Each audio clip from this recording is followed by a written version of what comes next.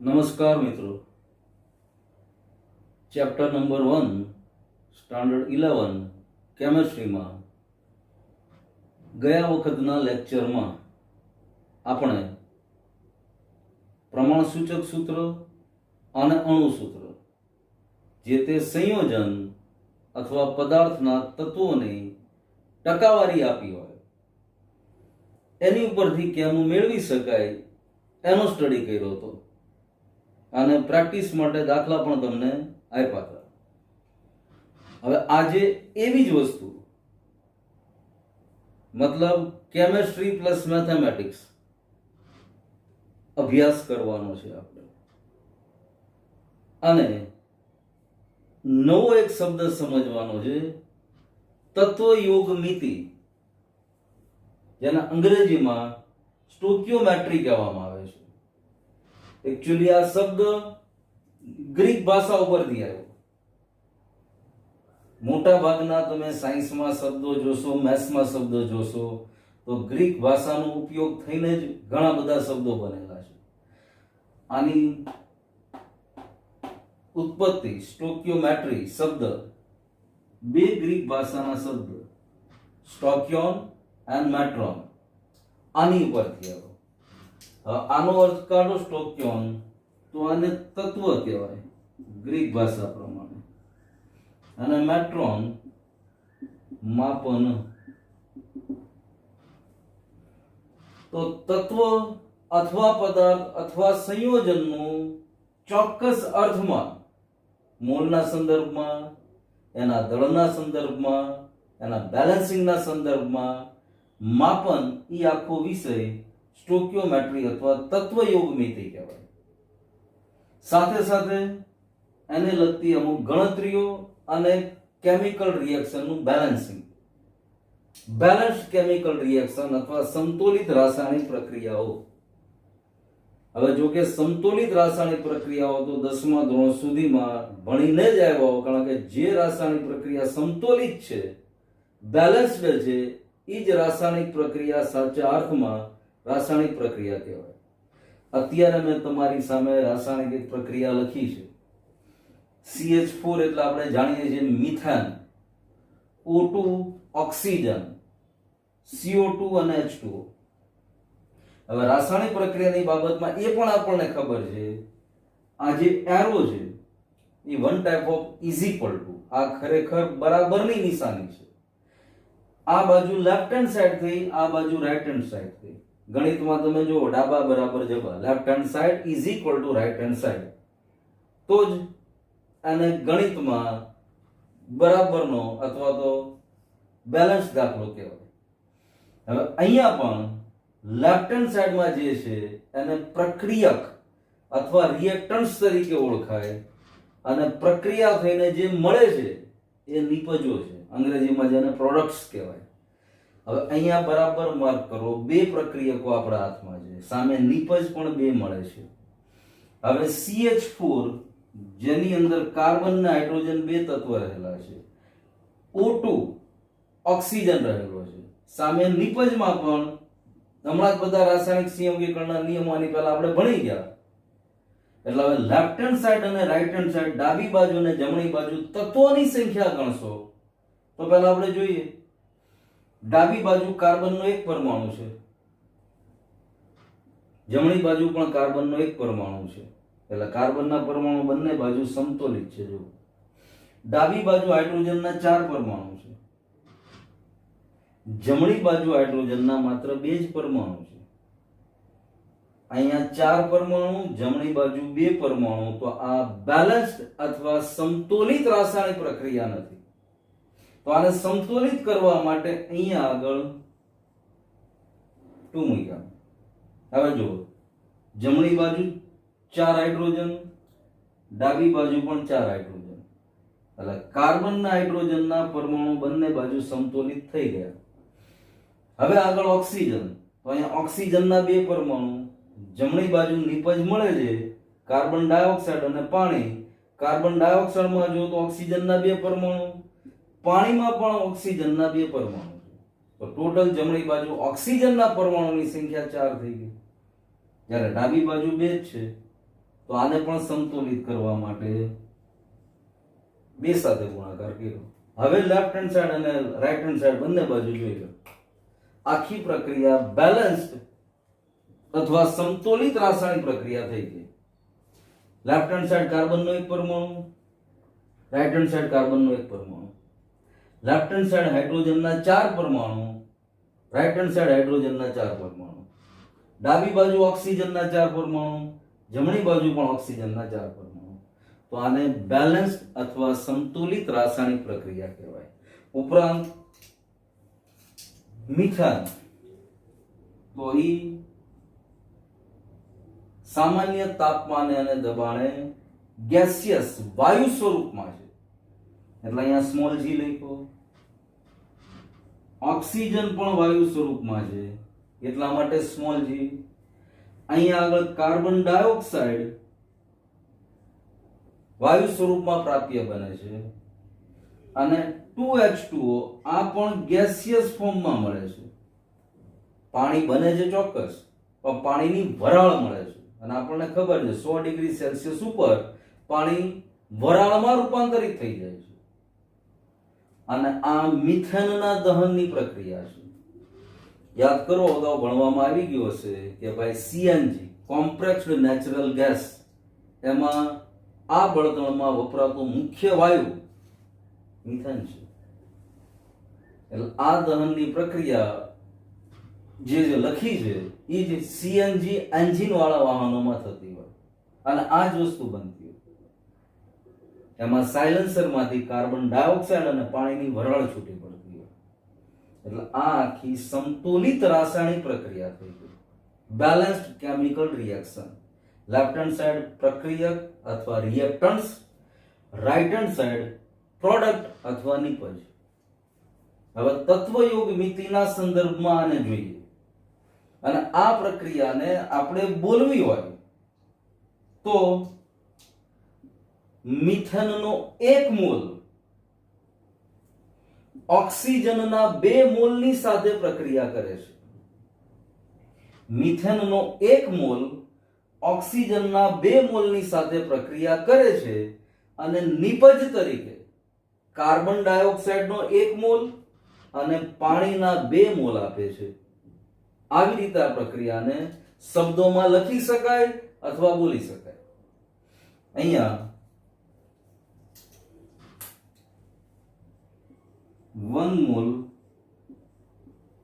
Methane, 2 mall oxygen, 1 mall carbon dioxide અને 2 mall પાણી અથવા H2O. અથવા બીજી રીતે પણ બોલી શકાય, મિથેનનો 1 અણુ ઓક્સિજનના 2 અણુ સાથે, મિથેનનો 1 અણુ ઓક્સિજનના 2 અણુ સાથે પ્રક્રિયા કરી 1 અણુ કાર્બન ડાયોક્સાઇડનો અને 2 અણુ પાણીના આપે છે. અથવા 1 અણુ કાર્બન ડાયોક્સાઇડનો અને 2 અણુ પાણીના મુક્ત કરે છે. તો આવી રીતે પ્રક્રિયાઓને સમજી શકાય, વાંચી શકાય. અને બીજું, 1 મોલ બરાબર, હવે 1 મોલ વાયુ બરાબર 22.7 લીટર એનું કદ થાય. હવે આપણે મોલ સંકલ્પનામાં ભણી ગયા હતા કે 1 મોલ કોઈ પણ તત્વ હોય, પદાર્થ હોય કે સંયોજન હોય, એની અંદર એના પરમાણુની સંખ્યા 6.022 into 1023 પરમાણુઓ છે. એની જેમ જ 1 મોલ વાયુ એનું કદ માપવામાં આવે તો ઓલવેઝ 22.7 લીટર થાય. તો આ પ્રક્રિયાને તત્વયોગ મિતિના આધારે આમ પણ બોલી શકાય, 22.7 લીટર મિથેન, 22.7 લીટર મિથેન વાયુ. હવે આના 2 મોલ છે ઓક્સિજનના, 22.7 આનું ડબલ કરો કારણ કે 2 મોલ છે એટલે 45.4 લીટર થશે. તો 22.7 લીટર મિથેન વાયુની પ્રક્રિયા 45.4 લીટર ઓક્સિજન વાયુ સાથે થતા અથવા કરતા 22.7 લીટર કાર્બન ડાયોક્સાઇડ વાયુ અને 45.4 લીટર H2O ગેસ અથવા પાણીની વરાળ પ્રાપ્ય બને છે. આનો બીજા અર્થમાં આવી રીતે પણ અર્થ કરી શકાય. એટલે આ પ્રક્રિયા વાંચવા માટેની જુદી જુદી, આને તમે કદના આધારે પ્રક્રિયાના અવલોકન કર્યું કહેવાય, આને તમે મોલના આધારે પ્રક્રિયાનું અવલોકન કર્યું કહેવાય. હવે એવી જ રીતે આપણે આણ્વીય દળ ભણી ગયા.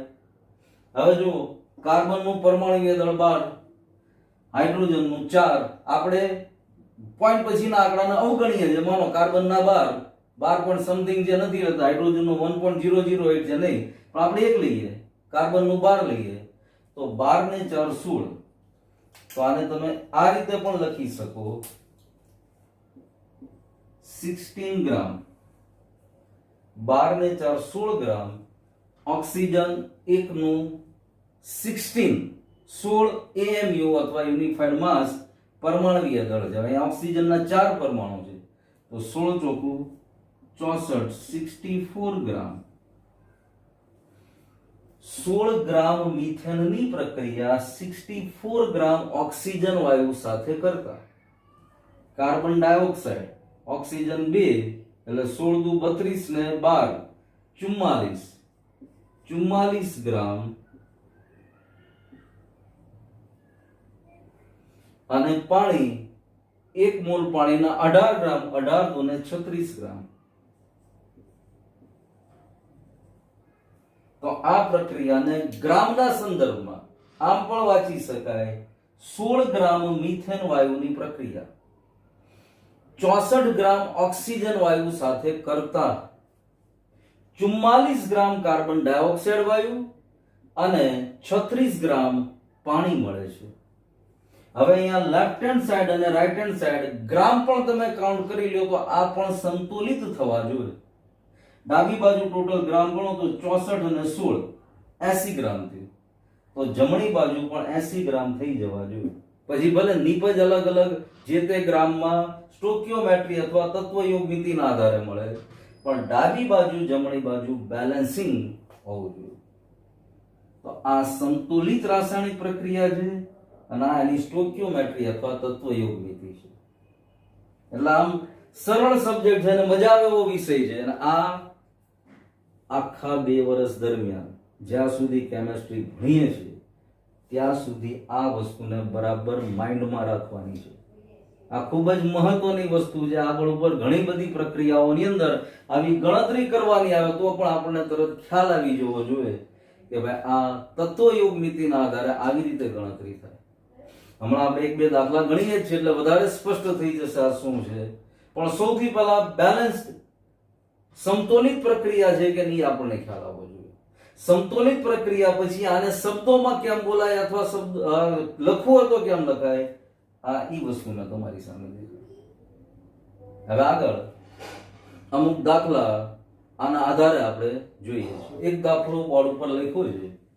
દહનની એક પ્રક્રિયાના અંતે 22 ગ્રામ, આ ગ્રામનો જી છે, 22 ગ્રામ કાર્બન ડાયોક્સાઇડ ઉત્પન્ન કરવા માટે કેટલા મોલ મિથેનની જરૂર પડશે? તો મિથેનના કેટલા મોલ જોશે એ આપણે કાઉન્ટ કરવાનું છે પહેલું. અને આગળ કેટલા ગ્રામ મિથેન જોઈએ તે પણ ગણતરી કરી દો. એટલે મિથેનને મોલમાં પણ કાઉન્ટ કરવાના છે અને મિથેનને ગ્રામમાં પણ કાઉન્ટ કરવાના છે. હવે સૌથી પહેલા રાસાયણિક પ્રક્રિયા લખીએ આપણે. દહનની પ્રક્રિયા CH4 O2. આ દહનની પ્રક્રિયા થઈ.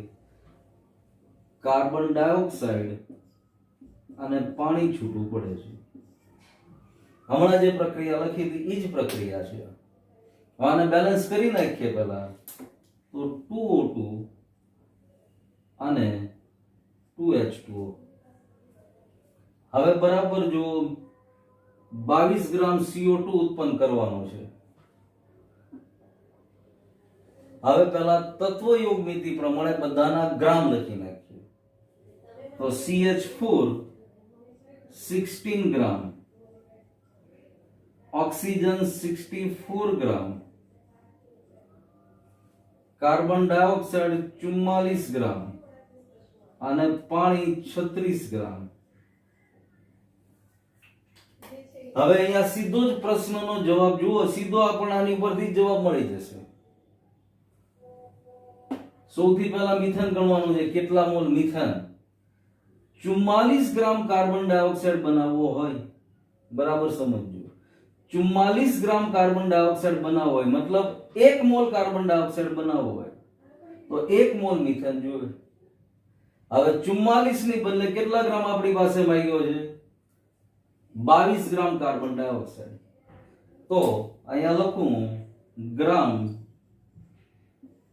44 CO2 ના, ત્યારે ગ્રામ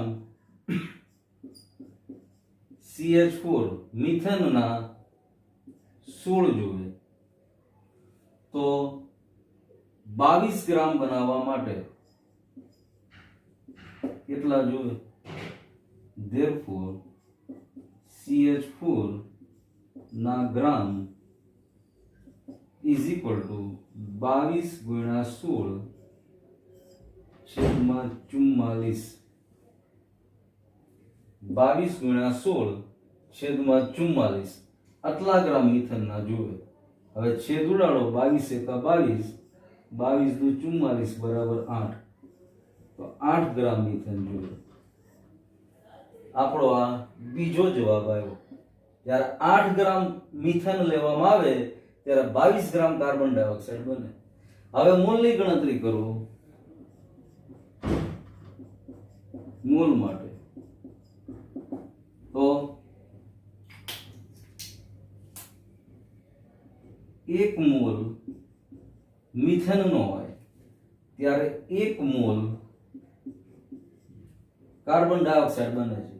પણ 1 મોલ કાર્બન ડાયોક્સાઇડ એટલે 44 ગ્રામ છે. આપણે લાવવાના છે કેટલા? 22 ગ્રામ.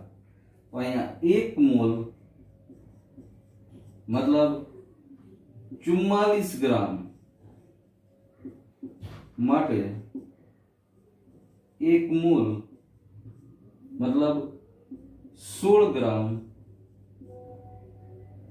CH4 જોઈએ. માટે 22 ગ્રામ CO2 માટે 44 ગ્રામે 1 મોલ મિથેન જોઈએ, પણ લાવો છે 22 ગ્રામ, તો એના માટે 1/2 બરાબર 0.5 મોલ CH4 જોઈએ. આ મોલ માટેની ગણતરી થઈ ગઈ અને આ ગ્રામ માટેની ગણતરી થઈ ગઈ. 0.5 મોલ CH4 અથવા 8 ગ્રામ CH4 22 ગ્રામ મિથેન ને આપશે. એટલે એકદમ સિમ્પલ દાખલો થઈ ગયો. જો આ રાસાયણિક પ્રક્રિયાની તત્વયોગ મિતિ સમજાય જાય, આની પરથી તમે બધા જવાબ આપી શકો. હવે આવું પણ પૂછી શકે, 1 મોલ મિથેન વાયુના અંતે કેટલા મોલ પાણી બને છે? તો સીધો જવાબ સમતોલિત રાસાયણિક પ્રક્રિયા લખો એટલે 1 મોલ મિથેન ના દહનના અંતે 2 મોલ પાણી મળે છે. હવે આવો પ્રશ્ન પણ આમાંથી થાય, 1 મોલ મિથેન એટલે કેટલા ગ્રામ થયા? 16 ગ્રામ. 16 ગ્રામ મિથેન ના દહનથી કેટલા ગ્રામ પાણી મળે? તો સીધો હિસાબ 36 ગ્રામ પાણી મળે. આ વસ્તુ તત્વયોગ મિતિના દાખલાના સ્વરૂપના અર્થમાં કહેવાય. હવે એક આ શબ્દ સમજવો છે, લિમિટિંગ રિએજન્ટ અથવા સીમિત પ્રક્રિયક. આ ઉદાહરણથી જ આપણે સમજીએ. હવે માનો આ આખી જ બેલેન્સ રાસાયણિક પ્રક્રિયા છે, બરાબર? 16 ગ્રામ મિથેન લીધો, 64 ગ્રામ ઓક્સિજન વાયુ લીધો, સામે પ્રક્રિયા પૂર્ણ થઈ 44 ગ્રામ કાર્બન ડાયોક્સાઇડ અને 36 ગ્રામ પાણી મળ્યું. હવે જો આ બે માંથી કોઈ પણ એક પ્રક્રિયા, દાખલા તરીકે મિથેન વાયુ, ચલો મિથેન વાયુ જ આપણે 16 ગ્રામની બદલે 25 ગ્રામ લીધો. મિથેન વાયુ 16 ગ્રામની બદલે 25 ગ્રામ લીધો, પણ સામે ઓક્સિજન 64 ગ્રામ જ લીધો. ઓક્સિજનના જેટલા મોલ જોતા હતા એટલા ગ્રામ જ લીધા અને એટલા મોલ જ લીધા. તો સ્વાભાવિક છે જેટલા પ્રમાણમાં ઓક્સિજન છે એટલા પ્રમાણમાં જ મિથેનની સાથે પ્રક્રિયા કરશે. બાકીનો મિથેન પ્રક્રિયા થયા વગરનો એઝ ઇટ ઇઝ રહી જશે. તો આવા પ્રક્રિયકને સીમિત પ્રક્રિયક અથવા લિમિટિંગ પ્રક્રિયક કહેવાય, લિમિટિંગ રિએજન્ટ કહેવાય. ફરી એકવાર, આ બે પ્રક્રિયકમાંથી તત્વયોગ નીતિ પ્રમાણે જેટલા ગ્રામની કે મોલની જરૂર હોય એટલું લીધું તો કેટલી જ નિપજ મળશે. પણ હવે બે માંથી એકને ઓછા પ્રમાણમાં લીધું તો જેટલા ઓછા પ્રમાણમાં લીધું તો ઈ પ્રમાણમાં જ નિપજ મળશે. બાકીનો પ્રક્રિયક એઝ ઇટ ઇઝ વપરાયા વગરનો આમનામ પડ્યો રહેશે. જેટલા પ્રમાણમાં પ્રક્રિયક લેવામાં આવે એટલા પ્રમાણમાં નિપજ મળે. હવે બે માંથી એક પ્રક્રિયક ખૂબ વધારે લઈ લો, બીજો ઓછો લઈ લો, તો જે ઓછો લીધેલો પ્રક્રિયક છે એ લિમિટિંગ રિએજન્ટ પ્રક્રિયા કરી લેશે પણ સામે નિપજ ઈ પ્રમાણમાં જ મળશે. તો આને સીમિત પ્રક્રિયક અથવા લિમિટિંગ રિએજન્ટ તરીકે ઓળખવામાં આવે. તત્વયોગ મિતિ અને સીમિત પ્રક્રિયકની ચર્ચા કર્યા પછી હવે આ ચેપ્ટરમાં છેલ્લો ટોપિક જે રહે છે એ કોન્સન્ટ્રેશન અથવા સાંદ્રતા ઉપર છે. સાંદ્રતા અથવા કોન્સન્ટ્રેશન એના આ બધા જુદા જુદા પ્રકારો અથવા જુદી જુદી રીત દર્શાવવાની પદ્ધતિઓ છે. Percentage, weight by weight, mole ounce, molarity, molality ઉપરાંત નોર્માલિટી, ફોર્માલિટી, આવા પીપીએમ, પીપીબી આવા બધા શબ્દો પણ આગળ આવશે. અત્યારે આપણને આ ચાર વસ્તુની થોડીક ચર્ચા આપણે કરીએ છીએ, પણ આના બધા દાખલા અને એ બધી વસ્તુ જ્યારે રૂબરૂ સામસામી આવે ને ત્યારે વધારે મજા આવશે. એટલે અત્યારે આના સૂત્ર પૂરતું આપણે સીમિત રાખીએ છીએ. આના દાખલાની બધી ગણતરી અને એ બધું જ્યારે રૂબરૂ સામસામે મળીએ ત્યારે આપણે કરશું. પણ આને સમજતા પહેલા સૌથી પહેલા આ શબ્દને બરાબર સમજવાનો છે. દ્રાવણ અથવા અંગ્રેજીમાં સોલ્યુશન જેને કહેવાય. તો દ્રાવણ દ્રાવ્ય વત્તા દ્રાવક આ બંનેનું સમાન મિશ્રણ કહેવાય. દ્રાવ્ય અને દ્રાવક, દ્રાવક જે આ પદાર્થને પોતાનામાં ઓગાળે છે, દ્રાવ્ય જે પદાર્થ દ્રાવકમાં ઓગળે છે. આ સોલ્યુટ જે અંગ્રેજીમાં આ સોલ્વન્ટ છે, એનાથી દ્રાવણ બને. દાખલા તરીકે 5 ગ્રામ ખાંડ લીધી અને 100 ml પાણીમાં ઓગાળી, આરામથી 100 ml પાણીમાં 5 ગ્રામ ખાંડ ઓગળી જશે, તો એ ખાંડનું દ્રાવણ બનાવ્યું કહેવાય. આવી જ રીતે સોડિયમ ક્લોરાઇડનું, તો એ સોડિયમ ક્લોરાઇડનું દ્રાવણ બનાવ્યું કહેવાય. એવી જ રીતે ઇથેનોલ વિશે તમે 10મા ધોરણમાં ભણી ગયા છો. ઇથાઇલ આલ્કોહોલ એ પણ પાણીમાં મિક્સ થઈ જાય છે, પાણીમાં દ્રાવ્ય છે. તો ઇથેનોલને પાણીમાં નાખો તો ઇથેનોલનું દ્રાવણ બની ગયું કહેવાય. તો આવા દ્રાવણોની સાંદ્રતા ને અલગ અલગ રીતે દર્શાવી શકાય એ ચાર જુદી જુદી પદ્ધતિઓ આપણી સામે છે. આ ચારેયના અલગ અલગ સૂત્રો છે, પણ આના દાખલા અને સૂત્રની સાચી સમજ, બરાબર સમજ આપણે જ્યારે રૂબરૂ મળીએ ત્યારે જ વધારે મજા આવશે. પણ અત્યારે થોડીક ચર્ચા સૂત્ર જે રીતે ટેક્સ્ટબુકમાં આપ્યા એની કરી લઈએ. સૌથી પહેલા વજનથી ટકા, જેને weight by weight, percentage of weight by weight કહેવાય. હવે એનું સૂત્ર બરાબર જુઓ તો કે આપેલ પદાર્થનું દળ, દાખલા તરીકે સોડિયમ ક્લોરાઇડ પદાર્થ આપ્યો હોય તો એનું દળ કેટલું છે એ વજન કાઢવા પર નોંધી લેવાનું. દ્રાવણનું દળ, હવે એને તમે કોઈ પણ દ્રાવકમાં નાખો અને ઈ નાખ્યા પછી આખા દ્રાવણનું શું દળ થયું એ અહીંયા આવે. આ દ્રાવણનું દળ, જો દ્રાવક અને દ્રાવણ આ બે શબ્દમાં બરાબર ધ્યાન રાખજો. દ્રાવક અને દ્રાવણ બંને શબ્દો અલગ અલગ છે. એટલે જ મેં સૌથી પહેલા લખ્યું તમારી સામે દ્રાવણ બરાબર દ્રાવ્ય વત્તા દ્રાવક. અહીંયા વજન દ્રાવણનું લેવાનું છે, દ્રાવણનું દળ લેવાનું છે. તો આનું દળ માપી લેવાનું કે જેની અંદર દ્રાવ્ય અને દ્રાવક બંને રહેલા છે અને પર્સન્ટેજ છે એટલે 100 થી ગુણાકાર. મોલ અંશ મેં ખાલી ડેફિનેશન લખી છે, પણ એ સામે આવો ત્યારે જ મજા આવશે.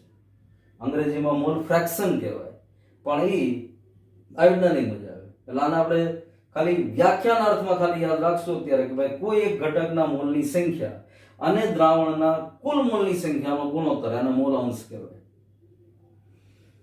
ત્રીજું મોલારિટી અને ચોથું મોલાલિટી. જો આ બે શબ્દમાં ખાસ ધ્યાન રાખજો.